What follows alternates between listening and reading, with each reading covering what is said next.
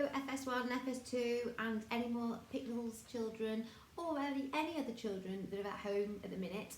I've been doing some stories and I've got another one here for you. This is called The Best Jumper.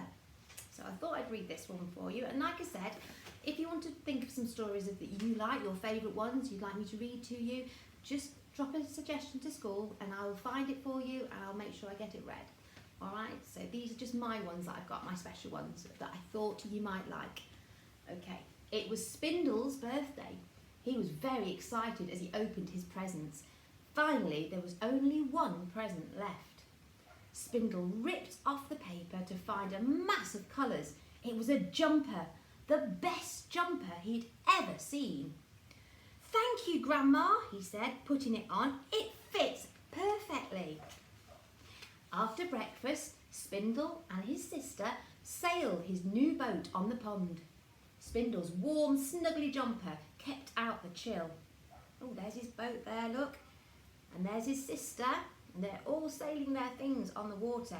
You remember when we do that in FS2 and FS1? We like taking our homemade boats to the water, don't we? So they're having great fun.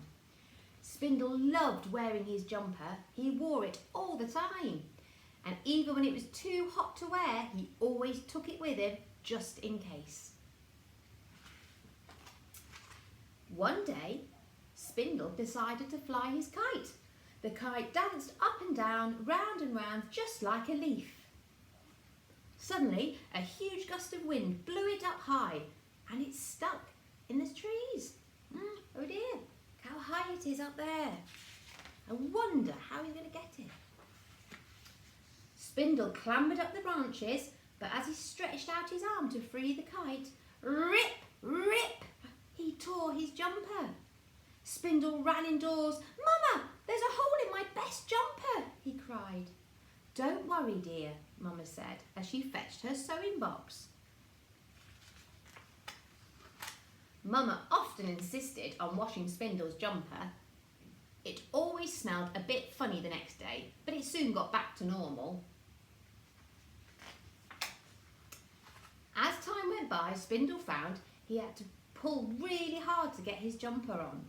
Then one day, Spindle found when he pulled really, really hard, it wouldn't go over his ears. "My jumper's shrunk," he told Mama. "No, it's you who are growing, dear," said Mama, and she made 2 little slits in the neck so that it would fit again.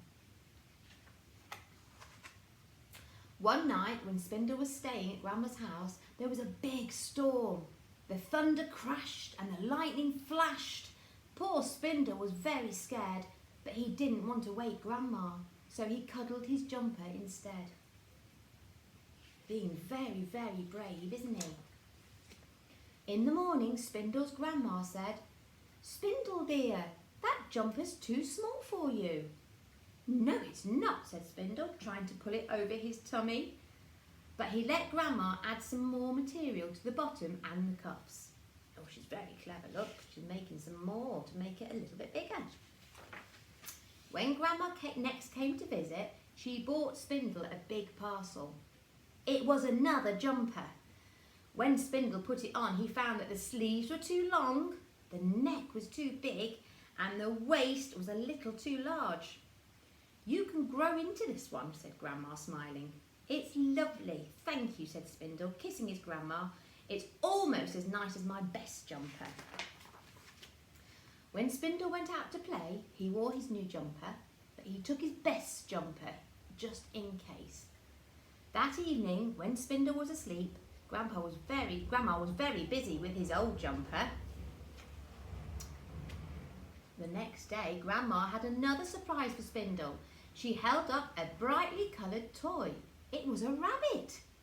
"I made it from your old jumper," she told him. "Thank you," said Spindle. "It's the best rabbit in the world." And he took it everywhere. There he is, taking his cuddly rabbit. And there he is in his other colourful jumper. So even when you get really, really big, you can still save all your favourite things.